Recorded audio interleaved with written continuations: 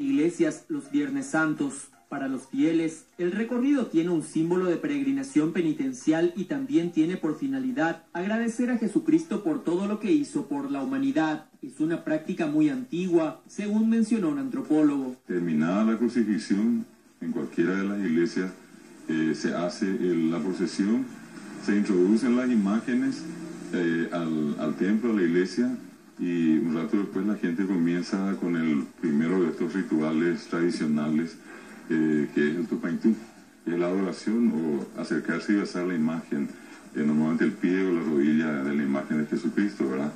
Y de allí inmediatamente la costumbre de recorrer 6 iglesias más, 7 en total.